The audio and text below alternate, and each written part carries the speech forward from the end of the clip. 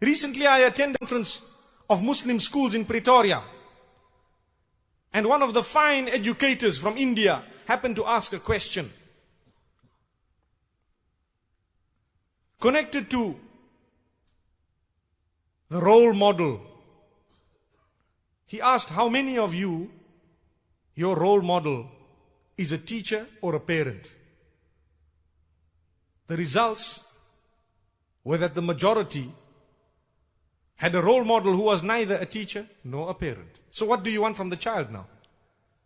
Who is bringing up this child? Not you, not even the teacher, but children just like the child, other children. The child is being brought up by children the same age at school and elsewhere. And I tell you, those whose role model is a parent, they are the biggest success stories. Because the parent is there 24/7. Those whose role model is a parent who happens to be a teacher at the same time, Nurun ala nur. May Allah grant us all understanding. You've learnt from your father. That is the asl. That is the original method. Your father is supposed to have taught you. Sit down here. Listen, my dear son. When you eat, this is the type, this is how you should eat. Ya ghulam, sammillaha wa kul biyaminika wa kul mimma yalik. Rasulullah sallallahu alayhi wa sallam taught those who lived with him. Oh young boy, when you eat, say the name of Allah, Bismillah. And eat with your right hand. And eat from that which is closest to you.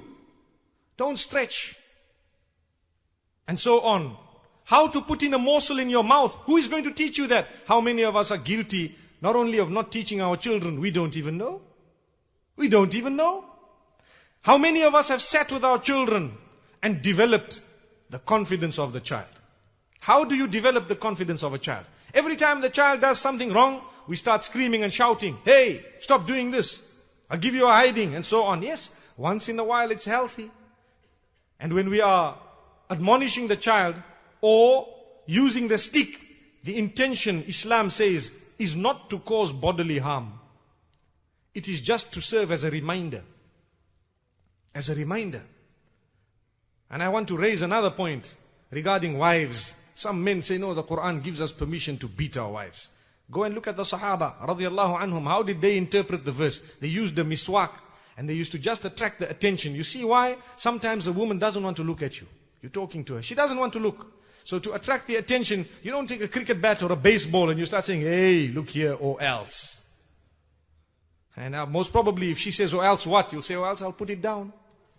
May Allah save us. Because you know she'll probably beat you even in a worse manner.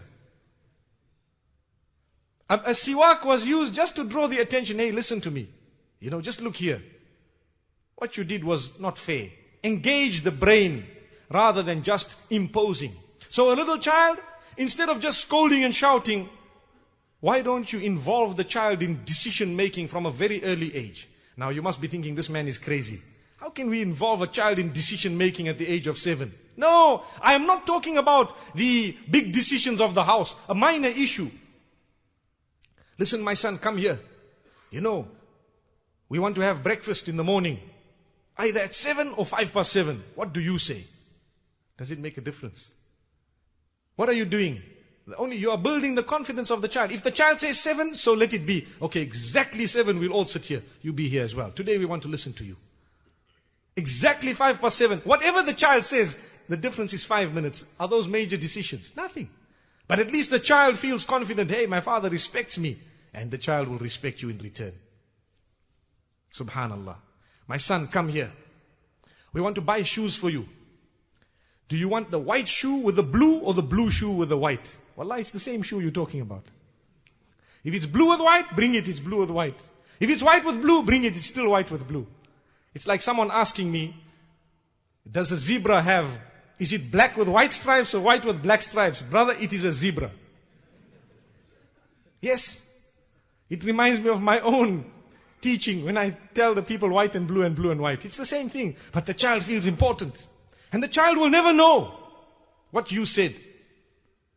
But we need to help the child build the child's confidence. Otherwise the child will live in a cocoon. And what will happen? The day it comes out, you will be the first victim of the wrath of that child. The child will never respect you. A child makes a noise. I mean, how many of us are adults and we still make noise? Then we want to say, shut up. Why do we not choose the right words? The day we say, shut up, the child will say back to us, back to the mother when we are not there. Or back to the father. Nowadays it's the other way around, isn't it? I had a man who came to me with a bruised face. I said, what happened? He says, husband bashing. I said, oh, amazing. The tables have turned. It's a round table. It's quick to turn. We rather choose words that are more beautiful to say, listen, keep quiet, please. Brilliant. If you raise your voice, you lose respect in the house. How many of us scream so loudly that really it makes us look ugly? Do you know that there are marital problems that are caused by screaming? Just screaming. The more you scream, the more your spouse dislikes you. Honestly, screaming is a bad habit. Try to stop it and you will find happiness in the home. Sit with your wife, with your husband and agree tonight. Say, you know what? From tonight, our volume doesn't go above 3. I hope 3 is not the maximum. But it doesn't go above 3.